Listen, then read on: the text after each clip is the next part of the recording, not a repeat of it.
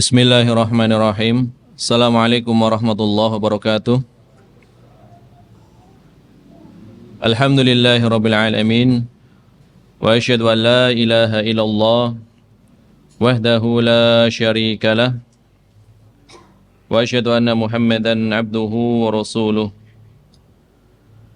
Sallallahu wasallam alaihi wa ala alihi wa sahbihi wa man tabi'ahum bi ihsanin ila yaumiddin, amma ba'd.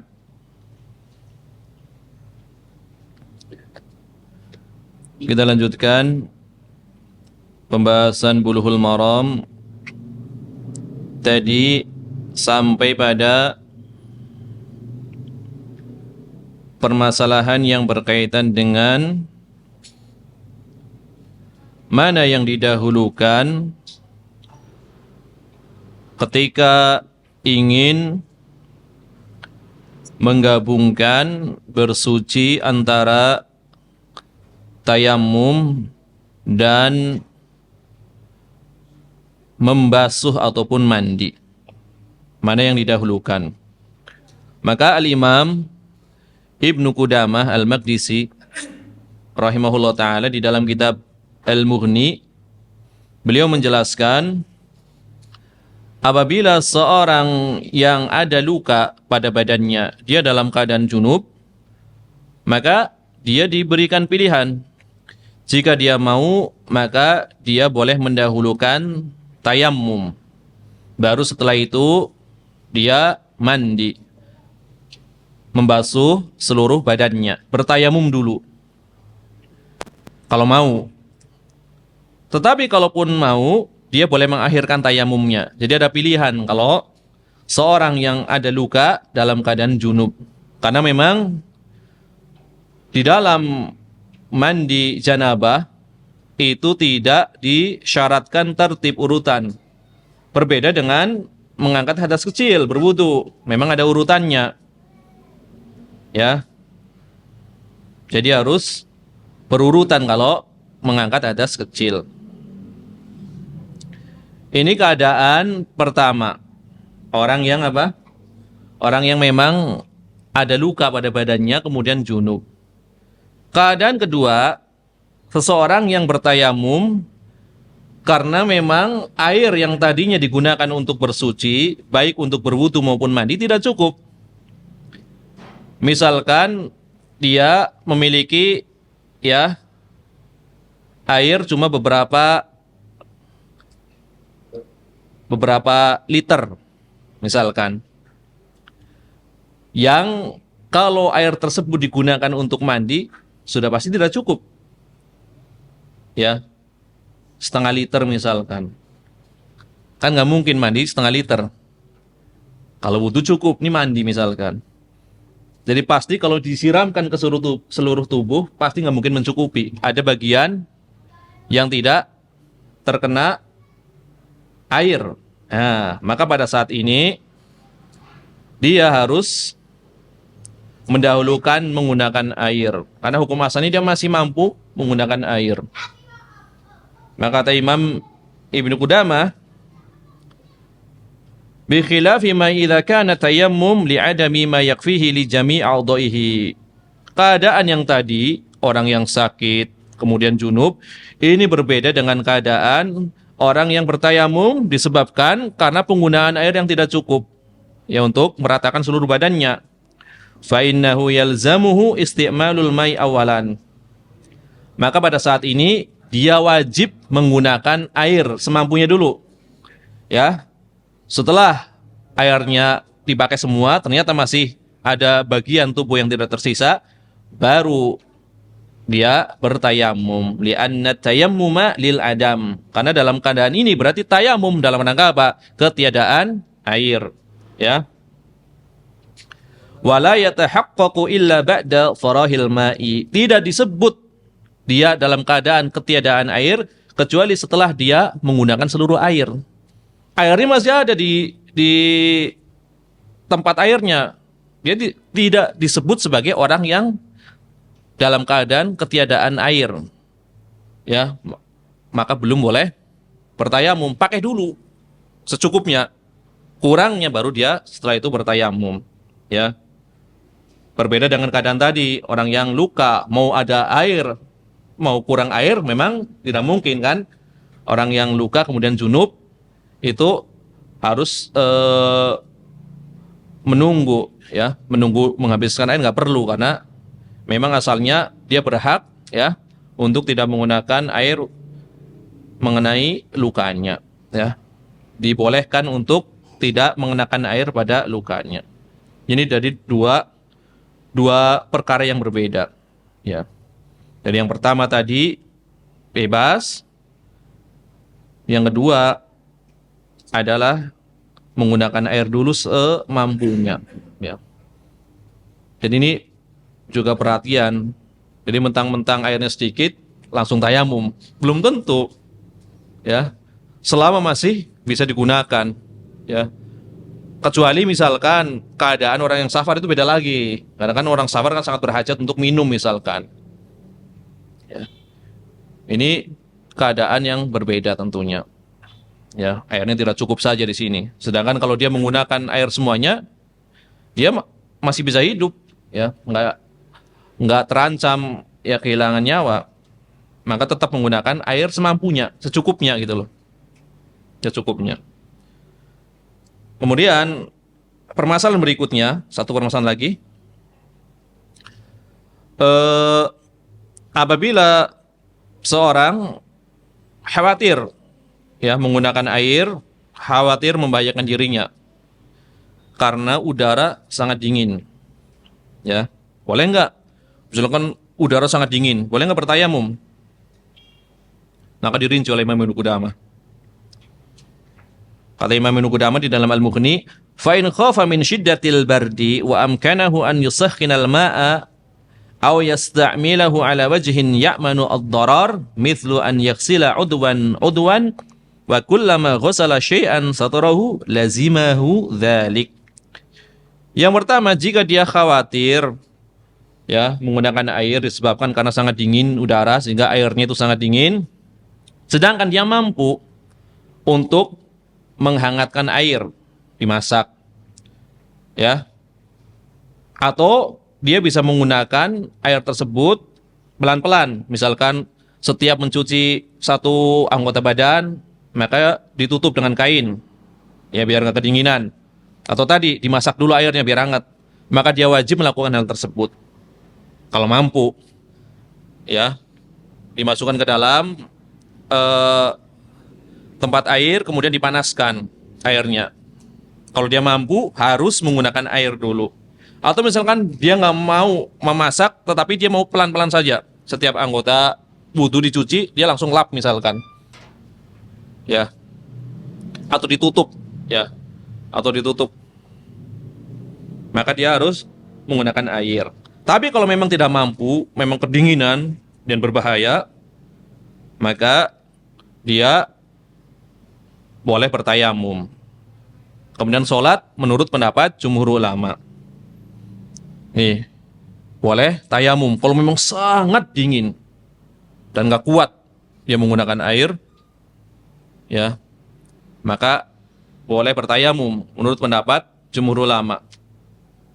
Kan pernah, ya, kita bawakan kisah Al-Iz bin Abdis Salam yang sakit gara-gara menggunakan air di waktu dingin, mandi janabah semalam 3 kali. Tapi gara-gara mandi janabah jadi ahli fikih, mendapat gelar Sultanul Ulama, dan beliau adalah orang yang paling layak berfatwa, ya, di Masjid Damaskus di Suriah ketika itu.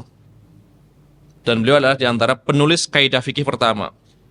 Alim, belajarnya udah tua tapi udah mendekati 40 baru belajar. Gara-gara apa? Gara-gara mimpi basah. Pada malam yang dingin, beliau mandi. Tidur, mimpi lagi, mandi lagi. Sampai 3 kali, akhirnya sakit. Baru dinasihatin oleh seorang alim ketika itu. Harusnya nggak perlu seperti itu kalau nggak kuat. Ya, nggak usah mandi kalau nggak kuat. Memang dingin sekali hawanya. Maka beliau bertekad, seandainya saya paham fikih, tentu saya tidak akan menderita seperti ini. Nah, ini belajar. Menjadi orang yang sangat alim. Sampai derajat ijtihad, mujtahid. Ya. Karena sangat sedikit ya para ulama yang mencapai derajat mujtahid. Paling banter mujtahid tarjih, mujtahid fatwa. Tapi beliau lebih dari mujtahid tarjih maupun fatwa. Ya. Dan beliau ketika berfatwa selalu menyanding dua kitab. Kitab Al-Muhalla karya Imam Ibnu Hazm dan kitab Al-Mughni. Ini yang kita bawakan dari kitab Al-Mughni, nukilan tentang tayamum ini. Ya. Jadi menurut pendapat kebanyakan ulama, kalau memang dirasa benar-benar sangat dingin dan membahayakan dirinya, itu boleh bertayamum. Tadi nggak bisa memanaskan, kemudian nggak bisa menggunakan sedikit demi sedikit, nggak bisa. Maka boleh ya bertayamum menurut pendapat jumhur ulama. Adapun sebagian tabi'in seperti Atha, kemudian Al-Hasan, dia tetap harus mandi. Kalau misalkan tadi junub. Ya, dan ekstrim pendapatnya. Menurut pendapat Atha dan Al-Hasan, yahtasilu, dia tetap harus mandi wa in mata, meskipun dengan mandi itu menyebabkan dia mati. Ya pendapatnya seperti itu. Lam yaj'alillahu lahu udhran. Allah tidak menjadikan udur untuk dia. Nah, ini pendapat Al-Hasan dan Atha, ya. Wa muqtadha qaul Ibnu Mas'udin, dan ini adalah zahir dari pendapatnya Abdullah bin Mas'ud radhiyallahu anhu, annahu la yatayammamu, tidak boleh tayamum. Pokoknya kalau junub walaupun airnya sangat dingin, pokoknya harus mandi. Akhirnya ya, walaupun akhirnya mati. Ini di Al-Mughni seperti itu dibawakan. Dikatakan ya, yahtasilu wa in mata, dia harus mandi meskipun mati. Tapi ini bertentangan dengan apa pendapat jumhur ulama. Kalau jumhur ulama boleh tayamum, ya. Kemudian tadi ini juga pendapat siapa yang menyatakan tetap harus mandi? Sahabat yang mulia Abdullah bin Mas'ud radhiyallahu anhu. Beliau mengatakan, la rakhasna lahum fi hadhihi la awsyaka ahaduhum idza barada alaihi al-ma'u an yatayammama wa yada'ahu. Kalau kita katakan ada rukhsah bagi mereka, maka mungkin hampir-hampir setiap orang ketika ya udara sangat dingin, mereka pasti tidak menggunakan air. Mereka pasti bertayamum, sehingga tidak ada satupun yang menggunakan air. Ya.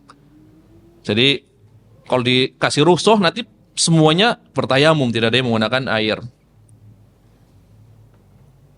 Jadi ditutup pintu-pintu itu oleh Abdullah bin Mas'ud radhiyallahu anhu. Walana, adapun dalil kami, yang dimaksud siapa? Dalil madhab Hambali. Jadi Ibnu Qudamah seperti itu di dalam Al-Mughni, membawakan pendapat-pendapat baru walana. Adapun dalil kami, nah gitu. Karena fikih perbandingan madhab. Walana, adapun kami dalilnya adalah firman Allah Ta'ala, wala taqtulu anfusakum, janganlah kalian membinasakan diri kalian. Ya kalau dengan mandi menggunakan air yang sangat dingin antum binasa, antum mati, maka dilarang di sini, wala taqtulu anfusakum, janganlah kamu membinasakan diri kalian. Surat An-Nisa ayat 29, atau firman Allah Ta'ala yang lain, surat Al-Baqarah ayat 195. Wala tulqu biaidikum ila tahlukah, jangan engkau menceburkan ya diri-diri kalian kepada kebinasaan. Gitu. Ini juga pendapat siapa? Amr bin As, ya. Ketika beliau beristihad, tidak bertayamum, tidak mandi, padahal junub. Dari ayat Al-Qur'an ini, maka Rasulullah pun tersenyum, ya, membenarkan istihadnya. Ini adalah beberapa permasalahan yang berkaitan dengan rukhsah bagi orang yang terkena luka maupun bagi yang mendapati udara sangat dingin. Jadi jumhur ulama, kalau memang benar-benar dia tidak mampu, dirasa memudaratkan, itu boleh bertayamum. Sebagian ulama tapi tadi tegas, ya, meskipun mati harus mandi. Tapi ini pendapat beberapa ulama saja dari kalangan tabi'in, yang dikuatkan dengan pendapat Abdullah bin Mas'ud radhiyallahu anhu. Ya, marilah kita baca hadis terakhir di dalam bab tayamum, ya, biar cepat ke pembahasan babul haid. Ya, ini hadis terakhir kita bacakan dari bab tayamum. Yaitu yang berkaitan dengan ma jaa'a fi anna tayammuma la yusalla bihi illa salatan wahidah. Tayamum itu hanya boleh digunakan untuk sekali sholat. Ini tema bab yang akan kita bahas. Jadi toharoh dengan tayamum itu hanya bisa digunakan untuk sekali sholat. Jadi kalau mau sholat lagi harus tayamum lagi, berdasarkan riwayat yang akan kita baca. Ya. Qala al-mu'allif rahimahullah ta'ala wa an Ibni Abbas radhiyallahu anhu qala, dan dari Ibnu Abbas radhiyallahu anhu beliau berkata, minas sunnah an la yusalli ar-rajulu bitayammumi illa salatan wahidatan. Di antara sunnah, di antara perkara sunnah, bahwasanya seseorang tidaklah sholat ya dengan tayamum kecuali sekali sholat saja. Tidaklah seseorang diperbolehkan dengan tayamumnya untuk melakukan sholat kecuali satu sholat saja. Tsumma yatayammamu lis-shalatil ukhra. Kemudian apabila dia ingin sholat lagi, maka dia harus bertayamum lagi. Ya. Kemudian dia bertayamum untuk setiap sholat berikutnya. Rawahu ad-Daruqutni bisnadin dhaifin jiddan. Ini riwayat Imam ad-Daruqutni dengan sanad yang sangat lemah. Sanadnya sangat lemah. Ya. Tapi meskipun lemah dibawakan oleh Al-Hafidz Ibnu Hajar. Pertama, dalam rangka menunjukkan kelemahannya. Yang kedua, menunjukkan riwayat ini populer di kalangan ahli fikih. Dipakai di kalangan ahli fikih. Karena setiap riwayat yang dibawakan oleh Al-Hafidz di dalam kitab ini, meskipun sangat lemah, itu adalah riwayat-riwayat yang banyak dipakai oleh ahli fikih. Maka beliau bawakan.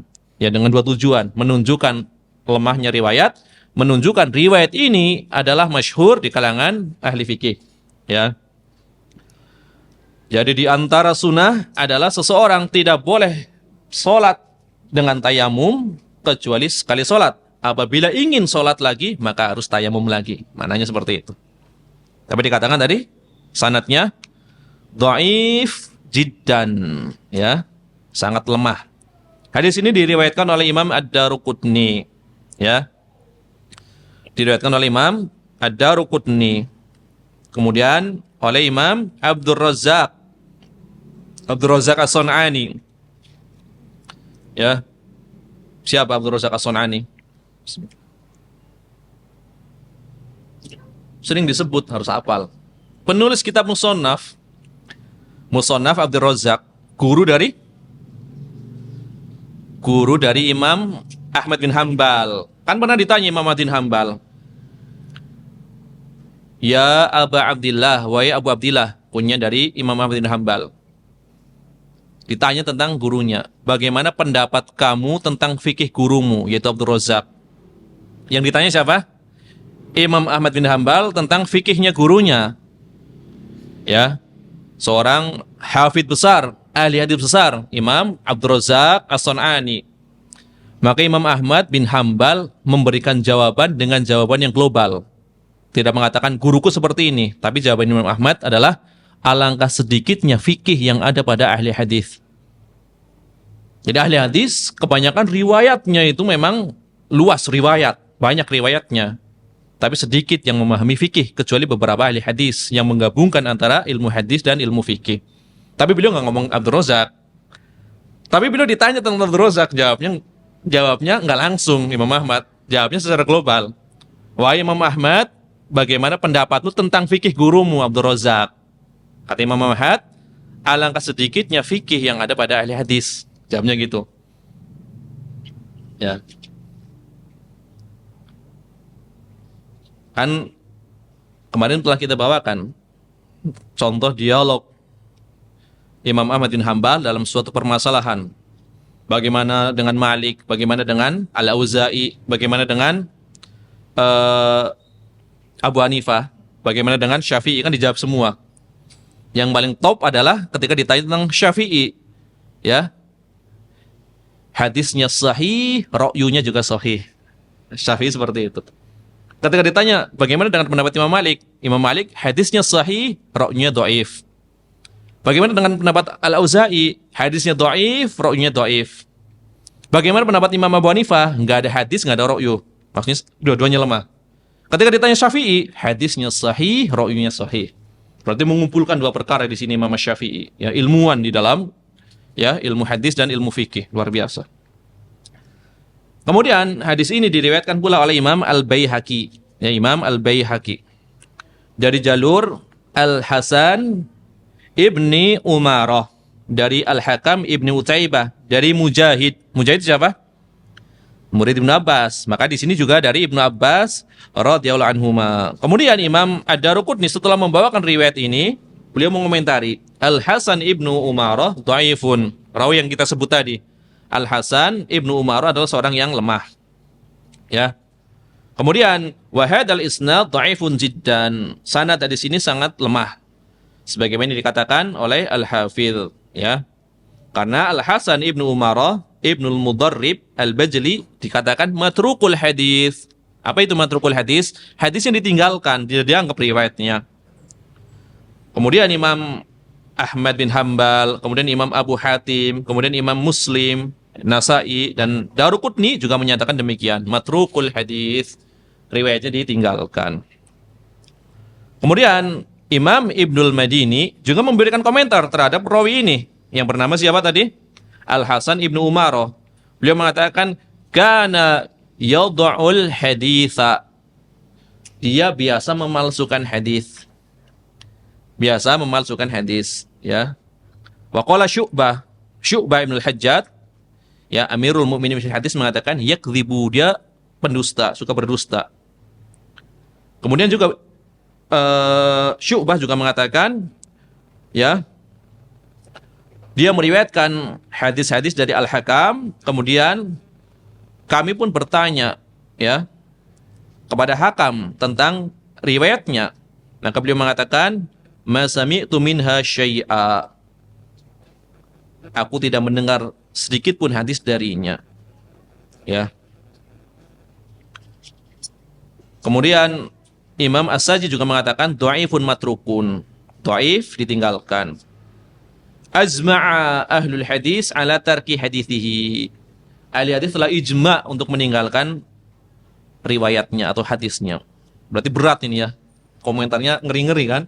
Pemalsu, pendusta, hadis yang ditinggalkan. Ijma' para ulama ahli hadis untuk meninggalkan riwayatnya. Ya. Kemudian Syekh Al-Albani rahimahullah taala di dalam kitab beliau As-Silsilah Ad-Dhaifah, ya. Silsilah hadis dhaif dan maudhu, beliau mengatakan hadisnya maudhu, ya, palsu, ya. Wa annahu, kata Syekh Al-Albani, la yasihu an Ibnu Abbasin radhiyallahu anhu, tidak sahih riwayatin dari Ibnu Abbas radhiyallahu anhu. Bal thabata anhu khilafuhu. Bahkan riwayat yang sahih dari Ibnu Abbas justru kebalikan dari riwayat ini. Berarti apa? Kalau riwayat ini dari Ibnu Abbas dikatakan maudhu, dikatakan tidak sahih, yang menyatakan setiap sholat, ya, harus bertayamum lagi apabila memang dia bersuci dengan tayamum. Ini kan tidak sahih menurut para ulama hadis. Yang sahih justru kebalikannya. Berarti kebalikannya apa? Boleh sekali tayamum untuk beberapa sholat, kan seperti itu. Inilah yang dinukil oleh Imam Ibnu Hazm, ya. Inilah yang dinukil oleh Imam Ibnu Hazm. Ibnu Hazm mengatakan yang betul riwayat dari Ibnu Abbas justru pernyataan sebaliknya. Jadi Ibnu Abbas menyatakan boleh, ya, bertayamum untuk setiap sholat selama tidak berhadas, ya. Jadi disebutkan dari Ibnu Abbas dan lain-lain, ya. Kemudian dari Ibnu Umar pula. Adapun asar yang sahih dari sahabat yang lain selain dari Ibnu Abbas, ya, itu kebanyakannya memang tidak sahih, tapi memang ada yang sahih, itu dari Ibnu Umar. Beliau mengatakan seperti ini berkaitan dengan tayamum. Ibnu Umar mengatakan ya tayammamu, ya,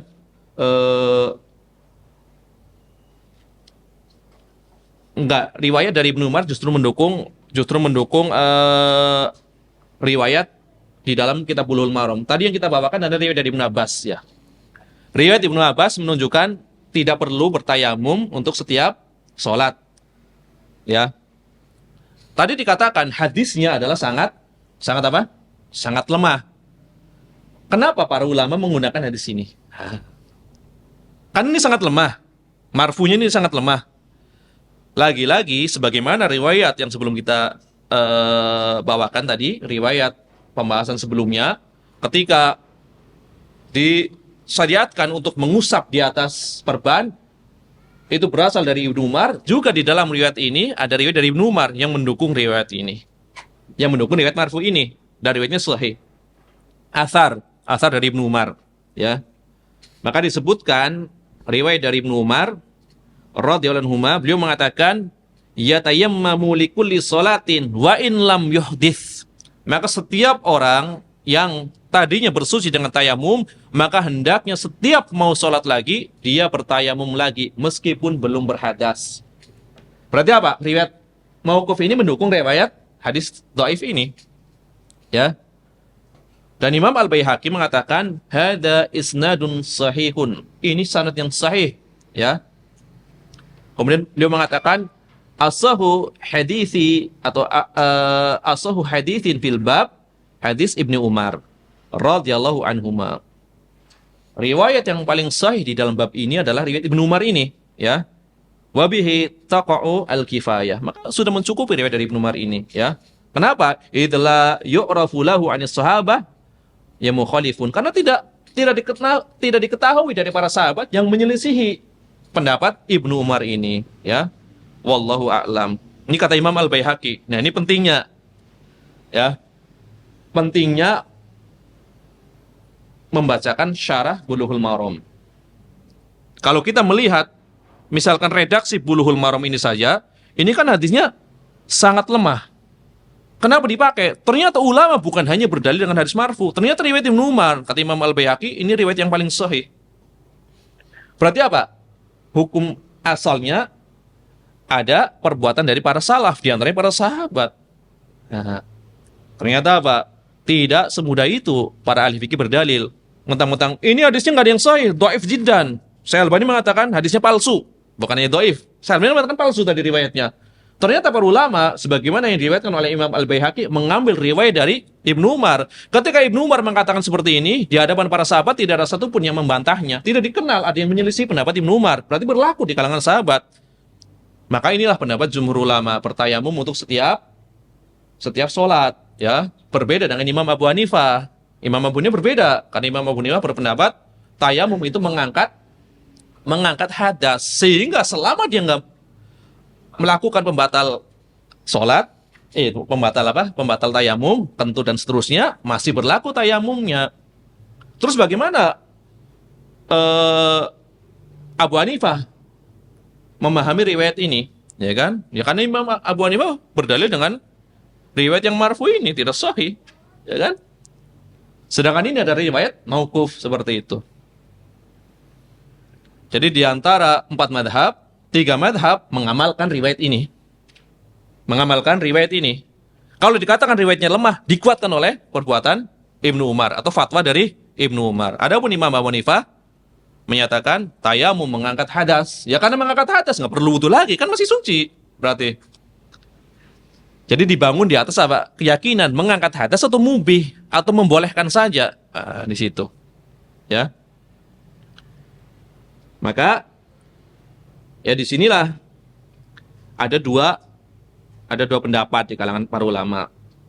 Adapun asar ini, asar dari Ibnu Umar sebagai dalil bahwasanya seseorang tidak boleh sholat ketika dia bersuci dengan tayamum kecuali satu sholat saja, ya. Sama saja, ya. Apakah sholatnya sholat yang sifatnya ada ataupun sholat yang sifatnya qadha. Ada berarti pada waktunya atau qadha, tetap harus satu sholat. Misalkan harusnya dia sholat asar misalkan, dia ketiduran misalkan, bangun sudah maghrib, berarti kan dia sholatnya apa? Adaan apa qadhaan? Qadhaan. Berarti dia sholatnya di sholat apa? Sholatnya di waktu sholat maghrib. Meskipun dia sholat di sholat maghrib dalam keadaan qadha, tetap dia harus melakukan 2 tayamum. Untuk qadhonya, baru untuk sholat maghribnya. Itu.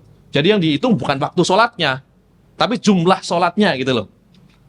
Yang dihitung bukan waktu sholatnya, waktu maghrib, waktu isya, waktu subuh. Ini kan waktu, tapi jumlah sholat yang dilakukan. Jumlah sholat yang dilakukan. Meskipun dua waktu sholat, meskipun 2 sholat ya disatukan dalam satu waktu. Ya, ini adalah berdasarkan riwayat ini. Maka dikatakan sawa'un akanatis shalah ats-tsaniyah fil waqti nafsihi kal qadha mathalan aw kanat kullu wahidah minhuma fi waqtin wa hadha qaulu Syafi'i wa Malik wa Ahmad fil masyhur anhu wa huwa mabniyun ala anna tayammum mubihun la rafi'un. Ini pendapat jumhur ulama, pendapat Syafi'i, Malik, Ahmad yang menyatakan tayamum itu bukan mengangkat hadas, tayamum itu hanyalah mubih.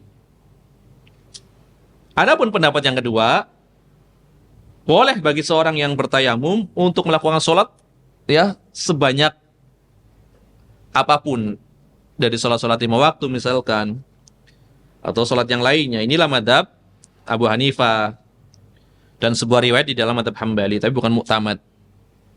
Dan ini adalah ikhtiar atau pilihan Syekhul Islam Ibnu Taimiyah yang menyatakan boleh sholat dengan 1 tayamum untuk beberapa sholat selama tidak batal. Ini pendapat Abu Hanifah, riwayat kedua di dalam madhab Hambali dan dipilih oleh Syekhul Islam Ibnu Taimiyah.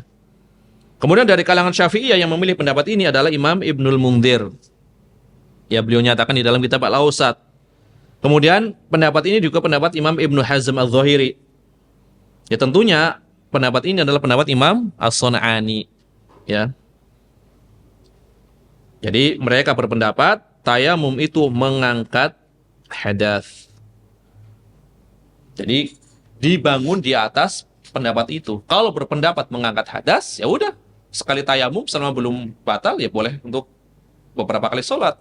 Tapi kalau berpendapat tayamum adalah mubih saja, ya berlakunya setiap tayamum 1 sholat saja. Ini pendapat jumhur ulama. Ya. Ini adalah beberapa pelajaran dari hadis ini. Kemudian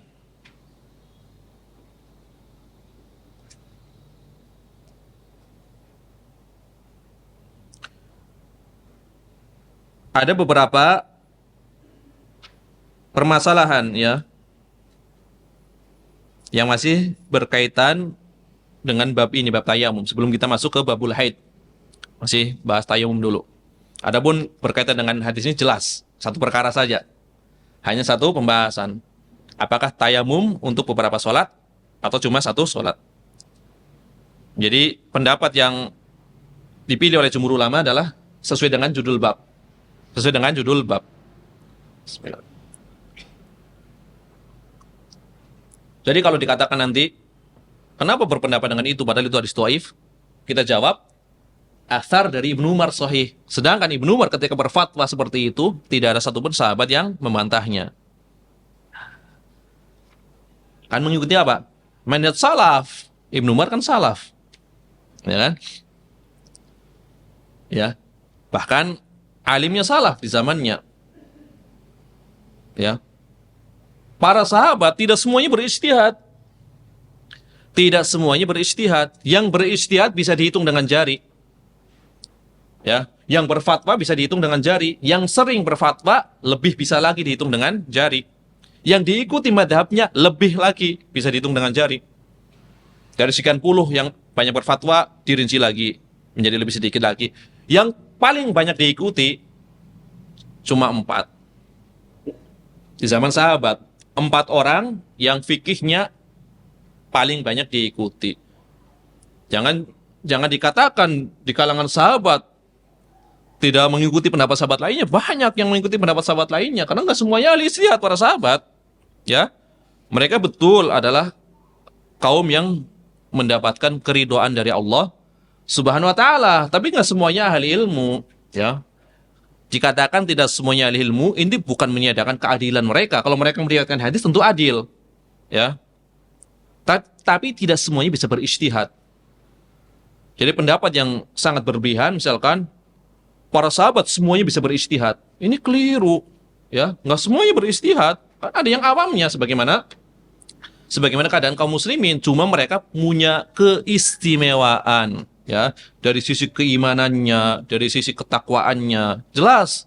Tapi kalau dari masalah keilmuannya, yang awam juga banyak. Orang Badui memang tidak awam, ya. Orang Badui yang ketika dibawakan, ya, apa-apa yang harus atau apa-apa yang wajib dilakukan, Badui mengatakan saya nggak akan menambah dari yang wajib. Padahal yang betul, yang sunnah pun hendaknya dilaksanakan. Tentunya bertingkat-tingkat, ya. Jadi betul, berpegang pada manhaj para sahabat itu adalah manhaj yang selamat, itu betul.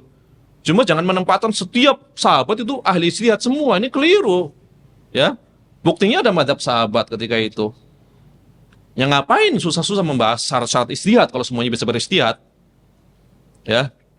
Imam Al-Qayyim dalam I'lamul Muwaqqi'in, kitab yang bagus ini, pedoman bagi orang-orang yang akan berfatwa. Di dalam kitab I'lamul Muwaqqi'in, Ibnu Qayyim membawakan, ya, pertama adalah para tokoh ahli ilmu dari kalangan para sahabat, mana yang banyak berfatwa, kemudian mana yang paling banyak ilmunya, mana yang seluruh, ya, permasalahan agama itu terkumpul pada mereka sehingga mereka dijadikan rujukan. Ternyata bisa dihitung. Nanti bermuaranya pada 4 orang. Ya tentu setelah zaman para, ya, khalifah yang adil dari Al-Khulafaur Rasyidin, tentunya kan.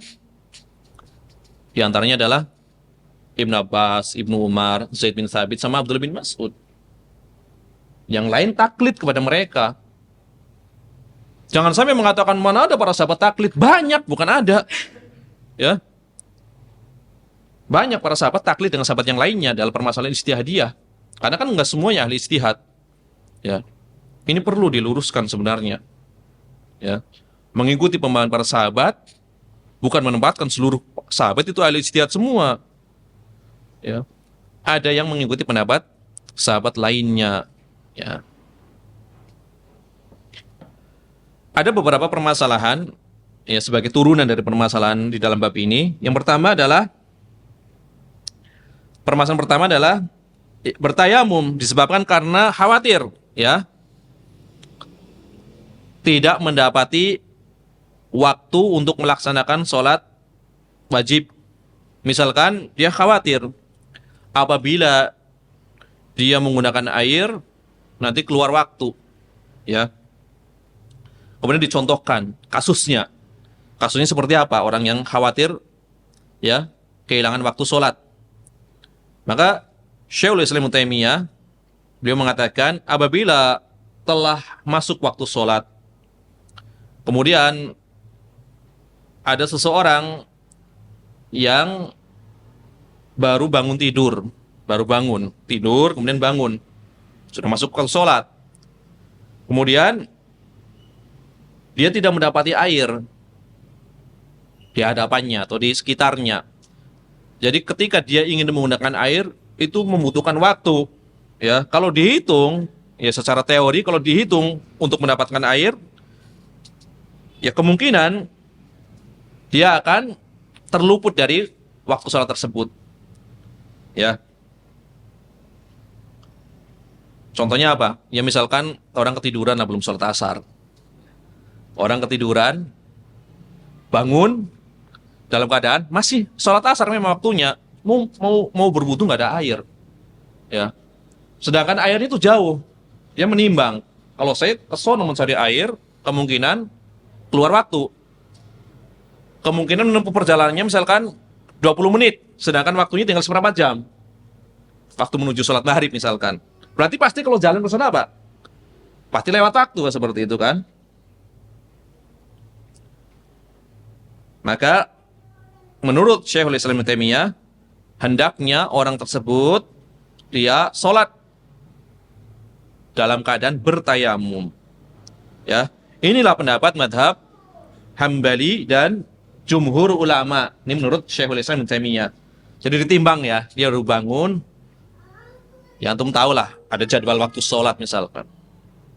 Tapi kalau sekarang susah kali ya, nggak ada air. Ya, anggaplah ada misalkan seperti itu, keadaan seperti itu. Kalau mencari air, yang jelas ditempuh dengan waktu yang kurang dari waktu yang tersisa. Kalau seandainya tayamum langsung sholat, masih bisa dapat waktu asar. Tapi kalau ke sono mengambil air, ya dapat airnya memang, cuma keluar waktu. Ya, maka hendaknya dia bertayamum. Ya, karena kondisinya mepet, ya, khawatir terluput dari waktu sholat. Ya. Ini adalah pendapat Syekhul Islam Ibnu Taimiyah yang beliau menisbatkan kepada pendapat Madzhab Hambali dan jumhur ulama. Ya. Ini tadi keadaannya orang yang mukim, tidak kemana-mana. Ya. Adapun orang musafir, orang yang dalam perjalanan, kemudian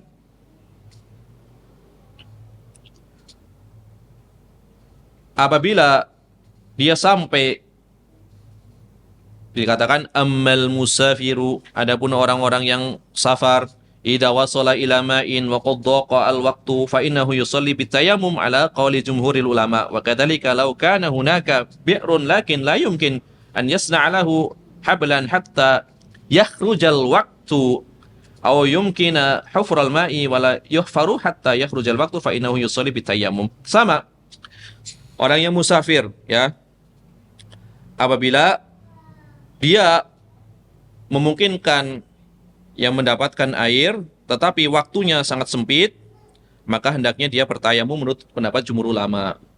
Ya. Kemudian apabila seorang musafir dia mendapati air, ya, tetapi air tersebut butuh apa? Butuh tali ataupun ember ataupun timba buat menciduknya atau buat mengambil air tersebut. Ternyata dia kesulitan mendapatkan tali ataupun embernya, ya, seandainya dia tetap mencari tali ataupun ember untuk mengambil air di sumur tersebut, memang dapat, cuma keluar waktu, maka pada saat itu hendaknya dia sholat dengan keadaan bertayamum. Jadi di sini perhatian terhadap waktu, ya, daripada keluar waktu sholat dan dia mendapatkan air, mending bertayamum selama masih belum keluar waktu sholat. Itu. Jadi perhatian terhadap apa? Terhadap waktu sholatnya. Ya. Yang menunjukkan hal tersebut adalah firman Allah Ta'ala, falam tajidu ma'a, dan dia tidak mendapati air. Ya. Tidak mendapati air, ya, secara hakikatnya ataupun secara majazinya. Ya, dohirnya ada, tapi ketika diusahakan untuk memperoleh air, menyebabkan dia keluar waktu misalkan, maka tetap dianggap tidak mendapati air. Kemudian masalah berikutnya, yang kedua, masih berkaitan dengan bangun tidur juga. Ya. Kalau tadi mencari airnya, kalau sekarang sudah ada airnya. Ya. Kalau tadi kan mencari airnya, bangun, waktunya tinggal sedikit. Airnya tidak ada di sampingnya. Dia harus mencari air. Kalau mencari air, keluar waktu, maka dia bertayamum. Yang kedua, dia juga baru bangun tidur di akhir waktu, ya. Tapi dia dalam keadaan hadas. Ya. Waktunya tinggal berapa menit. Ya, dia belum sholat asar, sholat maghrib 10 menit lagi. Dia junub. Ya, di situ. Ya. Junub. Ini contohnya seperti itu. Kalau sekarang pakai jam gampang. Bangun 10 menit lagi waktu maghrib. Sementara dia junub. Seandainya tayamum, dia langsung bisa sholat. Cukup berarti kan? Maksudnya masih belum keluar waktu. Tapi kalau mandi, buka bajunya, masuk kamar mandinya, pakai handuknya, berarti keluar waktu ini. Nah, ini bagaimana nih di sini? Ya. Apakah boleh untuk tayamum dalam keadaan seperti ini? Ya. Maka Syekhul Islam Ibnu Taimiyah mengatakan, wa man istayqadha akhiral waqti, barang siapa yang dia terbangun, ya, udah mendekati keluar waktu, wa huwa junubun, dia dalam keadaan junub, ya, yahtasilu, kemudian dia mandi. Ketika mandi, maka dipastikan keluar waktu, ya. Atau keadaan yang lainnya, orang yang lupa, ya. Orang yang lupa, kemudian waktunya tinggal sedikit, ya. Dia tidak mendapati air. Kalau tadi kan junub. Maka hendaknya dua orang ini, baik yang lupa, ya, khawatir kehilangan waktu sholat, maka dia bertayamum. Ya. Yang junub bertayamum. Yang lupa belum sholat baru ingat, ya, kurang 5 menit lagi, oh iya belum sholat ini, baru ingat seperti itu, karena kan lupa dia kan. Kalau dia mencari air, ya, pasti kehilangan waktu, ya, maka dia bertayamum, gitu. Jadi keadaan seperti itu, ya. Baik, ya, khawatir terbit matahari maupun khawatir tenggelam matahari, ya. Pokoknya di mepet, ya, mepet waktunya seperti itu. Nanti ada pembahasan ketika seorang mendapati satu rakaat, itu kan ada rinciannya. Mendapati satu rakaat, apakah seorang tersebut itu dibolehkan menggabung dengan sholat lain? Itu kan diperselisihkan berkaitan dengan orang yang suci dari haid di waktu kedua, waktu yang bisa digabungkan. Kan ada rinciannya. Berarti kalau misalkan dia mendapatkan 8 rakaat, mandi itu digunakan, waktunya masih cukup untuk 8 rakaat, maka sholatnya duhur dan asar misalkan bersunyi di waktu asar. Karena kan pasti ada waktu mandinya. Tapi misalkan ketika dia mandi hanya bisa digunakan untuk 3 rakaat ini, maka duhurnya nggak usah, berarti asarnya saja. Kemudian ketika dia mandi bisa digunakan untuk 5 rakaat, maka dia juga harus sholat duhur. Berarti nanti rakaat tersisa yang kurang 3 itu dilanjutkan ketika sudah keluar waktu. Karena barang siapa mendapati 1 rakaat, maka dia dihitung mendapatkan rakaat. Jadi maksudnya bisa melanjutkan, bukan selesai, bisa melanjutkan, kan seperti itu. Ini kan ada rinciannya. Jadi hitungan rakaat itu diperhatikan. Ini rakaat normal, jadi bukan sholat yang ngebut, ya, sholat yang normal maksudnya. Ya, ini diperhitungkan hitungan rakaat. Jadi ada kalanya 2 sholat harus dilakukan, ada kalanya hanya sholat yang boleh dilakukan. Tergantung kapan dia bersucinya, kapan dia mandinya, selesainya kapan, waktu tersisanya berapa. Ini dikaitkan dengan, ya, apakah sholatnya tetap digabung atau hanya sholat terakhirnya yang harus dilakukan. Ini kan nanti ada di pembahasan, ya, waktu sholat maupun pembahasan haid, ya. Tapi keadaan yang dibawakan oleh Syekhul Ibnu Taimiyah adalah orang yang junub, waktunya tinggal sedikit. Kalau digunakan untuk mandi, keluar waktu, maka hendaknya bertayamum. Nah, atau orang yang lupa, baru ingat, tinggal 2 menit, ya, maka hendaknya dia bertayamum. Karena mencari waktu, 2 menit jelas keluar waktu, ya. Orang yang lupa maupun orang yang junub, waktunya sempit, ya.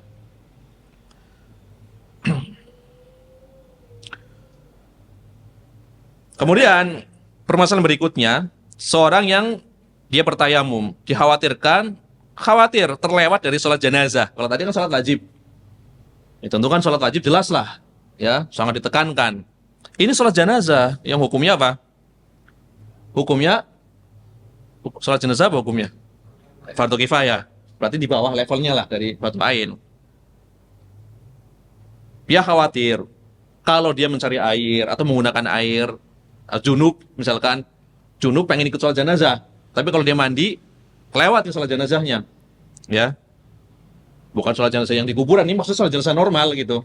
Misalkan ini mau diakan sholat jenazah sebentar lagi nih, 5 menit lagi nanti berkumpul misalkan, dia baru bangun junub, berarti kalau dia mandi pasti lewat kan, keburu dibawa tuh jenazahnya. Nah, ini juga dibahas oleh para ulama, ya.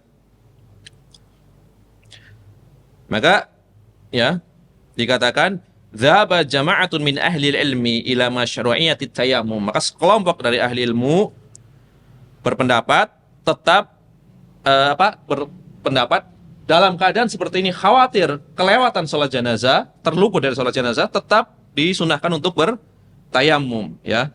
Ini adalah madhab Imam An-Nakhai, kemudian Imam Al-Hasan Al-Basri, kemudian Imam Az-Zuhri, kemudian Imam Al-Laits bin Sa'ad, kemudian pendapat dari Imam Sa'ad ibn Ibrahim, kemudian pendapat dari Imam Yahya Al-Ansari, kemudian pendapat dari guru Imam Malik, Rabi'ah, kemudian pendapat dari Imam Ishaq ibn Rahawai, kemudian pendapat dari Sufyan, ya, Sufyan bin Uyainah.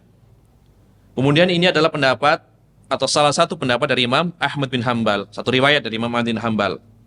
Kemudian ini juga pendapat dari Imam Al-Auza'i dan para ashabur ra'yi, ya. Dan inilah yang dipilih oleh Syekhul Islam Ibnu Taimiyah di dalam kitab Al-Ikhtiyarat, ya. Karena telah sabit, telah tetap riwayat dari Nabi SAW ketika beliau bertayamum dalam rangka menjawab salam. Nah, ini dikiaskan. Nabi ketika ingin menjawab salam, ya, beliau dalam keadaan suci, ya. Diriwayatkan seperti itu. Nih kata Syekhul Islam Ibnu Taimiyah. Maka kalau Nabi SAW tidak bertayamum, ya, maka beliau dalam keadaan berhadas. Beliau tidak mau menjawab salam. Maka sebagaimana kekhawatiran, ya, Nabi SAW terluput dari menjawab salam, maka untuk sholat jenazah maka lebih utama, ya, maka lebih utama. Atau kiasnya disamakan. Sholat jenazah hukumnya apa? Ya, fardu kifayah. Menjawab salam fardu kifayah pula, ya kan gitu. Jadi ini adalah dalil, ya, dalil yang lembut gitu ya. Yang tidak apa ya, yang banyak tidak terpikirkan. Syekhul Islam Ibnu Taimiyah berdalilnya seperti itu. Karena menjawab salam adalah fardu kifayah. Sebagaimana sholat jenazah juga fardu kifayah. Nabi ketika mau menjawab salam bertayamum dulu. Maka karena sama-sama fardu kifayah, maka ketika khawatir terlewat dari sholat jenazah, maka hendaknya dia bertayamum saja. Ini adalah pendapat beberapa salaf, ya. Ini adalah pendapat beberapa salaf, para tabi'in tadi yang disebutkan. Kemudian dari kalangan sahabat juga ada yang berpendapat seperti ini, dianjurkan untuk tayamum, yaitu pendapatnya Abdullah bin Abbas dan Abdullah bin Umar radhiyallahu anhuma, yang beliau bawakan, atau Imam Ibnul Mundir beliau bawakan di dalam kitab Al-Awsat, ya. Tetapi riwayat dari sahabat ada kelemahan, yang sahih adalah dari para tabi'in tadi, ya. Ini pendapat yang pertama dari sebagian salaf, kan belum selesai, ya.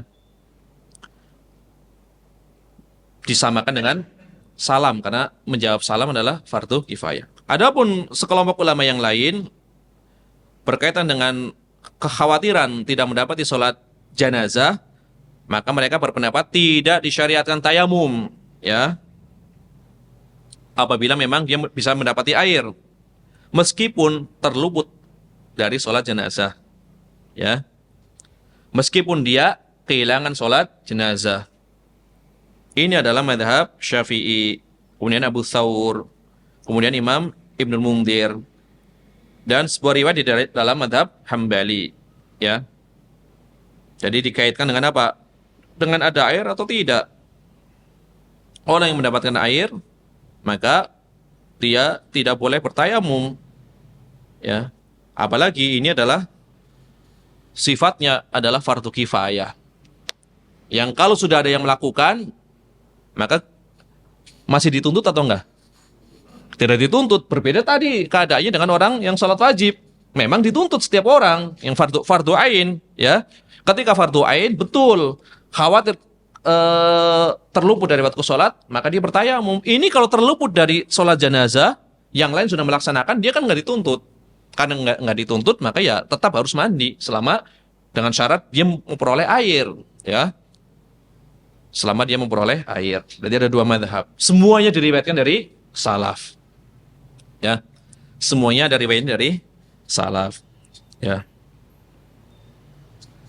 Dari setiap pendapat fikih seperti itu, pasti beragam pendapat, ya, beragam pendapat, dan semuanya muktabar ketika dikembalikan ke dalil masuk semuanya, ya kan? Tadi kiasnya fardu kifayah, kalau ini kiasnya fardu kifayah kan nggak wajib dilaksanakan oleh seluruh orang, sebagian orang melaksanakan sudah cukup, ya. Kecuali masing-masing dikenakan kewajiban, itu beda lagi. Ya, itu beda lagi. Kemudian permasalahan berikutnya yang masih berkaitan dengan hal ini, seorang yang bertayamum karena khawatir terluput dari sholat Id dan sholat Jumat. Ya, jadi ada urutannya, sholat wajib, sholat jenazah, ini sholat Id dan sholat Jumat. Ya, bagaimana? Apakah boleh bertayamum? Ya. Kalau dia menggunakan air, terluput dari sholat id. Sholat id hukumnya apa? Khilaf para ulama. Ya, sunnah muakkadah, fardu ain, fardu kifayah. Karena 3 pendapat. Nanti kita masuk ke pembahasan sholat id. Ya. Fokusnya ke sholat Jumat. Kalau sholat Jumat kan ijma wajibnya. Tapi sama-sama sholat yang disyariatkan untuk berjamaah. Bagaimana keadaan orang yang khawatir terluput dari sholat Id dan sholat Jumat? Kalau dia menggunakan air terluput ini, terlewat dari sholat Jumat, apakah dia boleh bertayamum? Ya. Maka sebagian ulama seperti Al-Imam Al-Auza'i, kemudian mazhab Hanafi berpendapat dia bertayamum untuk kedua sholat ini apabila khawatir terluput dari keduanya apabila menggunakan air. Karena baik sholat Id maupun sholat Jumat, menurut Imam Abu Hanifah, dua-duanya hukumnya adalah fardu ain. Menurut Imam Abu Hanifah, sholat Idul Fitri maupun Idul Adha, menurut mazhab Hanafi, hukumnya wajib. Sholat Jumat hukumnya fardu, dibedakan. Sama-sama wajib, yang satu sebutannya wajib, yang satu sebutannya fardu. Kenapa sholat Jumat fardu? Karena kewajibannya ijma'. Kenapa sholat Id itu wajib? Karena wajibnya berdasarkan ijtihad. Tapi konsekuensi hukumnya sama menurut Abu Hanifah. Baik meninggalkan wajib maupun meninggalkan fardu sama-sama berdosa. Cuma dibedakan. Untuk memberikan isyarat. Kalau saya mengatakan wajib, berarti ijtihad. Kalau saya mengatakan fardu, berarti ijma. Sholat witir menurut Imam Abu Hanifah apa? Wajib, bukan fardu. Berarti ada khilaf di sini. Nanti akan kita bahas. Apakah sholat witir itu wajib? Apakah sunnah? Nanti ada pembahasannya. Dan dalil-dalilnya semuanya masuk. Ya, jumhur mengatakan sholat witir itu sunnah. Memang sunnah muakkadah. Kenapa? Karena Nabi pernah melakukannya di atas kendaraan. Berarti kan duduk. Sedangkan sholat wajib tidak boleh dilakukan dalam kondisi duduk. Kan harus berdiri. Bagaimana pendapatnya? Bagaimana pendapat mazhab Hanafi menyikapi hal ini? Ya, mazhab Hanafi ada jawaban juga. Ya kan? Awalnya memang sholat witir boleh dilakukan dengan duduk. Kemudian setelah itu dihapus hukumnya. Tidaklah Nabi sholat witir kecuali berdiri. Ya kan, seperti itu. Jawab pula kan jadinya. Ya, kan nasih mansuh berlaku. Yang menghapus dan dihapus berlaku. Gitu. Tapi jumhur menguatkan dengan pendapat Ali bin Abi Thalib. Witir itu tidaklah wajib, tetapi itu adalah sunnah Nabi kalian. Nah, itu perkataan Ali bin Abi Thalib. Jadi berlaku pula qaul sahabi. Nah, ya ini nanti akan dibahas pada pembahasan sholat insya Allah. Ya, sangat menarik insya Allah. Khilaf sholat dari awal sampai akhir. Nah, di sini berarti karena Imam Abu Hanifah berpendapat sholat Jumat maupun sholat Id sama-sama wajib, meskipun yang satu wajibnya ijma, yang satu wajibnya ijtihadiyah, maka beliau mengatakan hendaknya seorang yang khawatir kelewatan sholat Jumat ataupun sholat Id, dia bertayamum untuk bisa mendapati dua sholat tersebut, ya. Ini adalah pendapat eh, Abu Hanifah. Adapun jumhur ulama, ya, jumhur ulama, maka dia tetap harus menggunakan air, ya. Dikatakan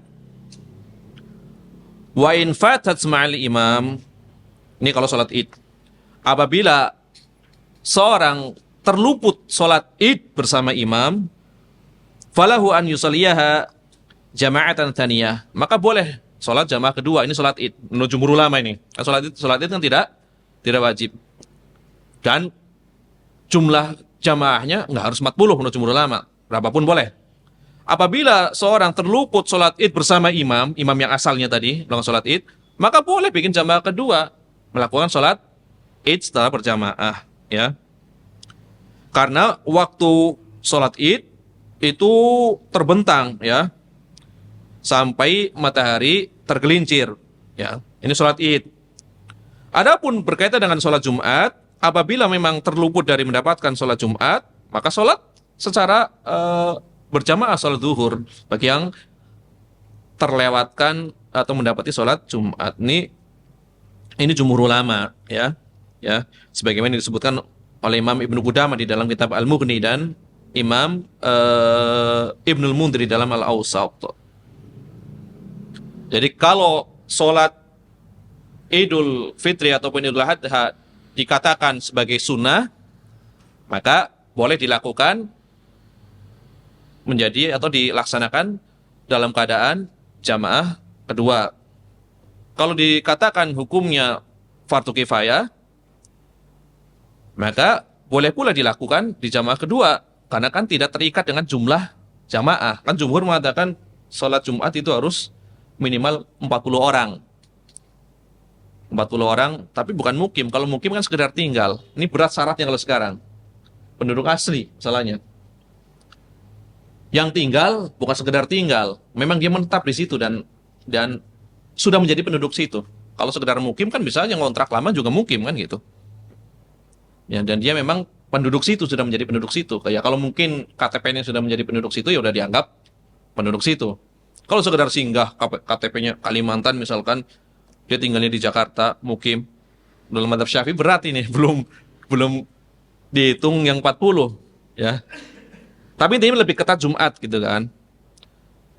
Tapi jumhur ulama, baik sholat Jumat maupun sholat Idul Fitri, mempertimbangkan apabila dia khawatir terluput dari sholat keduanya, tetap apa? Tetap dia menggunakan air selama mampu, ya, dan belum keluar dari waktu sholat Jumat tersebut, ya.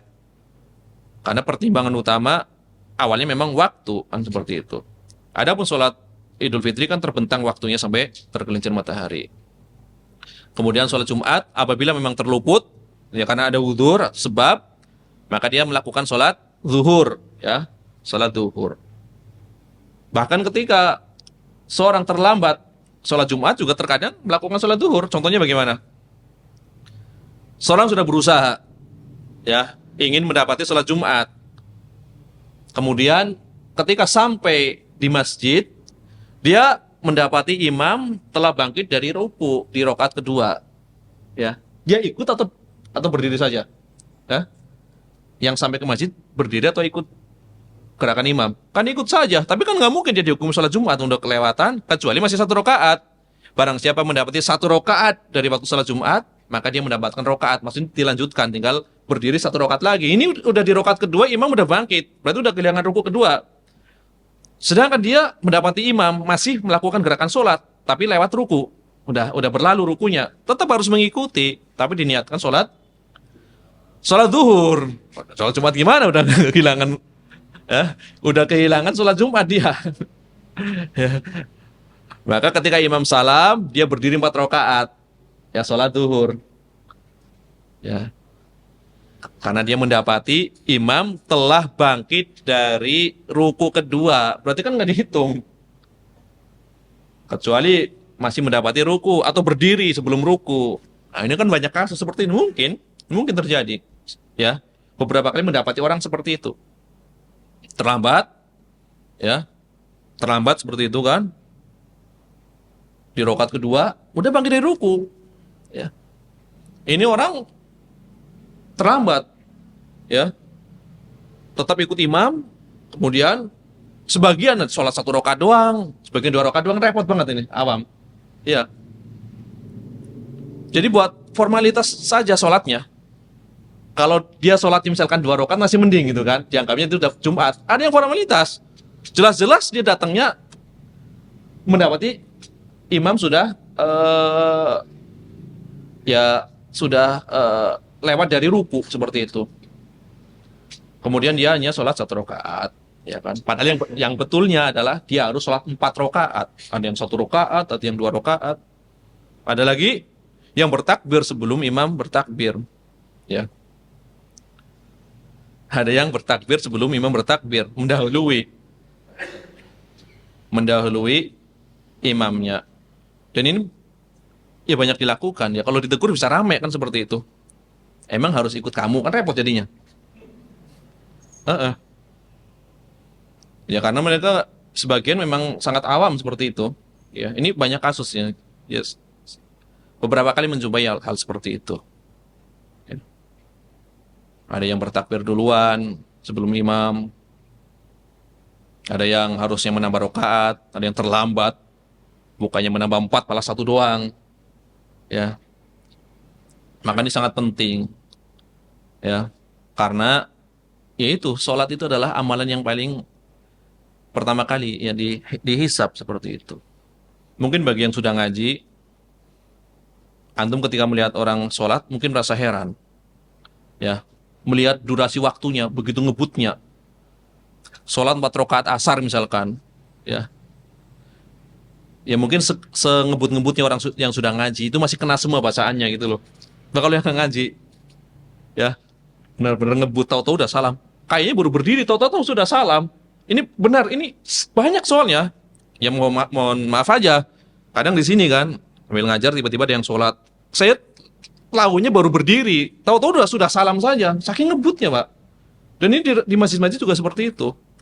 Ya, bagaimana baca Al-Fatihahnya gitu loh. Misalkan dia nggak mau baca suratan, Al-Fatihahnya kan penting juga itu. Kelihatannya baru masuk, tahu-tahu sudah keluar saja. Ya. Memang sudah ada sejak dahulu ya orang-orang yang sholatnya seperti itu, seperti burung mematuk seperti itu. Sampai sekarang pun ada. Ya. Makanya ini pentingnya mempelajari fikih sholat. Kemudian berusaha melihat kembali bacaan-bacaannya. Misalkan dalam satu gerakan ada beberapa variasi bacaan. Itu kalau bisa diamalkan semuanya.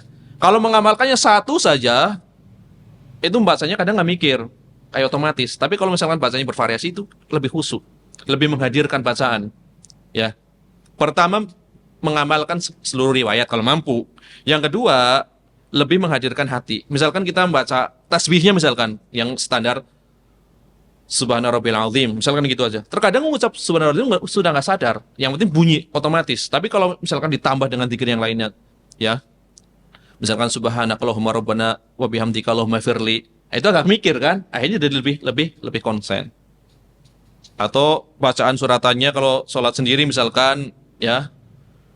Kalau terbiasa bacanya yang ada kulnya semua depannya. Bukan kul yang panjang, kul uhiyah juga panjang itu surat jin. Ya. Kul huwallahu ahad. Coba ya sekali-kali. Tentunya bukan di masjid. Masjid kan nanti ganggu orang lama.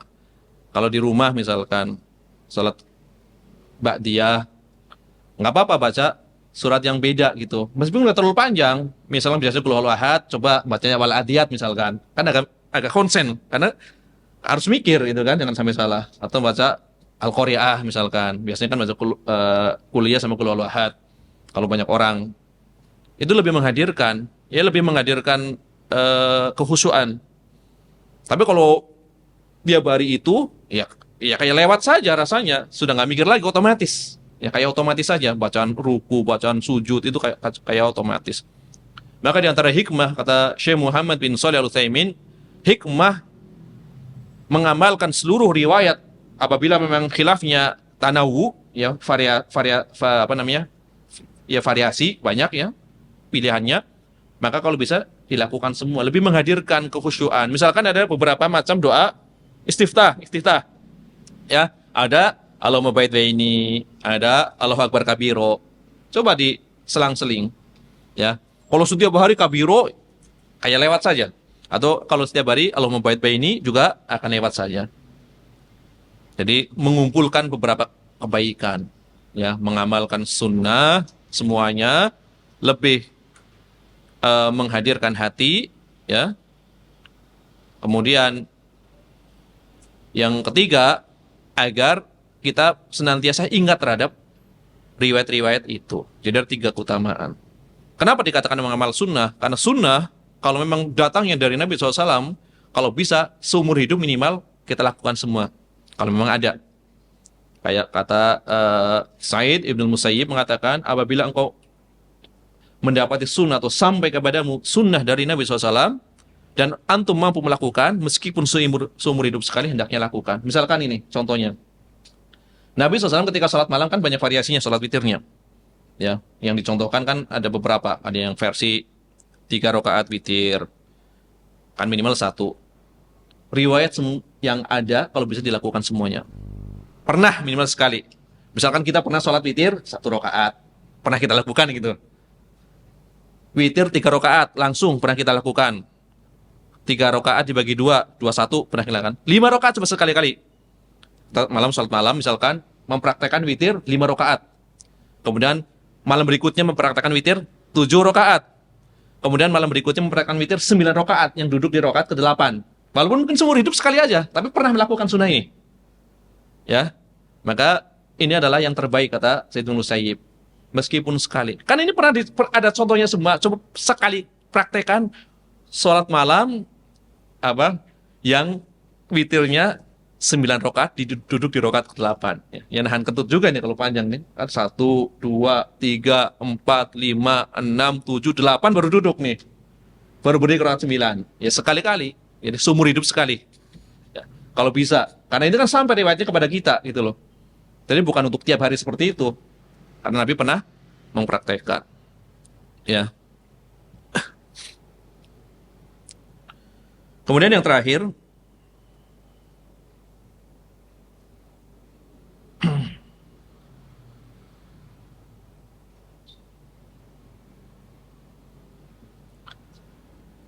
apabila seseorang lupa, ya, dikatakan idza nasiya al-janabah wa tayammama lil hadas, ya. Apabila seseorang lupa dalam keadaan junub seperti itu. Kemudian dia bertayamum ya untuk mengangkat hadas.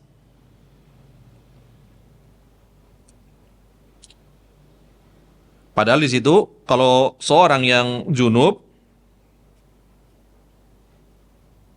itu harusnya mengangkat hadas apa? Hadas besar kan seperti itu. Ya. Tapi dia hanya meniatkan mengangkat hadas saja.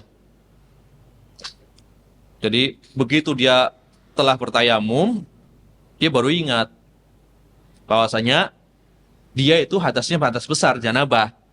Tapi ketika dia bertayamum, ya pokoknya mengangkat hadas saja gitu. Pokoknya mengangkat hadas. Jadi kan umum di sini kan. Mengangkat hadas berarti bisa hadas besar, bisa hadas kecil. Tapi dia lupa memang. Lupa kalau tadi junub gitu loh. Yang jelas keadaan dia yang dia ingat, dia mau sholat nggak dapat air, kayak gitu aja. Ya. Dia ingatnya hadas, tidak ingat junub. Ada keadaan seperti itu. Seorang yang asalnya berhadas besar, junub, ya, dia belum mandi sampai lupa. Kemudian sampai mau masuk waktu sholat, dia nggak mendapati air. Dia ingat sedang berhadas, cuma lupa hadas besarnya. Kemudian ketika dia bertayamum, ya niatnya hanya yang membolehkan sholat saja, atau misalkan bagi yang berpendapat mengangkat hadas, ya hanya mengangkat hadas saja. Dia nggak membahas hadas kecil, pokoknya hadas saja seperti itu. Apakah ketika selesai sholat, dia, oh iya tadi saya hadas besar, apakah dia harus mengulang lagi tayamumnya? Ya, atau cukup tayamum yang tadi? Ya, maka dibahas.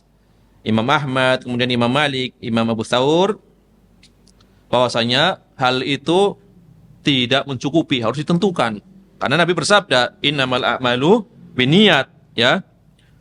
Karena bersuci dari hadas besar dan hadas kecil itu kan berbeda, ya. Mengangkat hadas kecil dan mengangkat hadas besar adalah dua bersuci yang berbeda, ya. Sababnya juga berbeda. Hadas kecil sababnya apa? Ya, banyak lah, entah kentut, ya, entah buang air kecil atau air besar. Kan ini penyebab hadas kecil. Sedangkan penyebab hadas besar kan, ya, keluar mani, ya, kemudian berhubungan badan meskipun nggak keluar mani. Intinya sebabnya berbeda, ya. Maka kalau dia tayamumnya hanya sekedar hadas, tidak ditentukan hadas besar hadas kecil, menurut pendapat Imam Ahmad bin Hambal dan Imam Malik serta Imam Abu Thawr, maka nggak mencukupi itu tayamumnya. Harus jelas ini. Harus jelas untuk tayamum apa seperti ini. Ya. Kemudian menurut mazhab Syafi'i, mazhab Abu Hanifah, bahwasanya hal tersebut telah mencukupi. Kalau dikatakan mengangkat hadas saja, hadas kan masih umum walaupun nggak ditentukan hadas kecil hadas besar, ya. Ini adalah pendapat mazhab Syafi'i, ya. Jadi ketika seorang tuh lupa gitu loh. Kita lihatnya lupa bukan ingat, ya kan? Lupa dia berhadas besar. Kemudian dia bertayamum mengangkat hadas saja. Selesai sholat baru ingat, tadi saya hadas besar. Cuma saya niatnya hadas doang, mengangkat hadas doang. Menurut madhab Malik dan Abu Hanifah, ya menurut madhab Ahmad dan madhab Malik, itu nggak mencukupi, ya kan? Tapi menurut madhab Syafi'i dan madhab Abu Hanifah, ya kan udah judulnya mengangkat hadas, berarti ya udah cukup, ya. Namanya lupa, beda lagi kalau ingat, ya gitu kan. Karena inamal amalu biniyat menurut Imam Ahmad bin Hambal yang menyebabkan harus ditentukan seperti itu, ya. Jadi, tapi dua-duanya ini muktabar. Kalau dari sisi madhab Syafi'i kan hadas kan umum, ya. Tapi yang jadi masalah dia nggak nyangka kalau hadas besar yang jadi masalah kan gitu, ya. Lupa masalahnya, ya. Walaupun cuma mengangkat hadas, ya. Jadi lebih aman ya pendapat madhab Malik dan madhab Hambali, ya. Mendingan ditentukan saja udah. Kalau lupa ya udah ngulang lagi aja. Ngulang tayamum, kalau nggak ada air dalam rangka mumpi untuk mengangkat hadas besar, baru sholat, itu udah jelas aman, ya. Wallahu ta'ala alam. Ya, ini belum masuk ke pembahasan kitab haid, ya, biar langsung aja ya, pada pertemuan yang akan datang. Ya, kita masuk ke babul haid, ya, bab yang dikatakan oleh para ulama bab yang paling susah di dalam kitab Thaharah adalah bab haid. Susah bukan dari konsekuensi orangnya haid, bukan itu. Kalau itu gampang, banyak ijma'nya. Orang yang haid nggak boleh ini, itu gampang. Yang jadi masalah, ini haid atau bukan? Nah, itu susahnya di situ. Bukan konsekuensinya. Konsekuensinya gampang, banyak ijma'nya. Orang yang haid yang boleh dilakukan ini, itu mudah kalau itunya. Yang jadi masalah, kalau haid berarti kan nggak boleh sholat. Lah kalau ini bukan haid apa? Berarti harus sholat. Ini susahnya menentukan haid atau bukannya. Ya, sehingga Imam Ahmad bin Hambal, ya, mengatakan, saya senantiasa mempelajari kitab haid selama 9 tahun baru saya paham. Ini Imam Ahmad bin Hambal loh, bukan main-main, ya. Imam Ahmad bin Hambal yang hafal sejuta hadis, riwayatnya banyak, mempelajari kitab haid selama 9 tahun. Ini haid saja. Sampai benar-benar paham.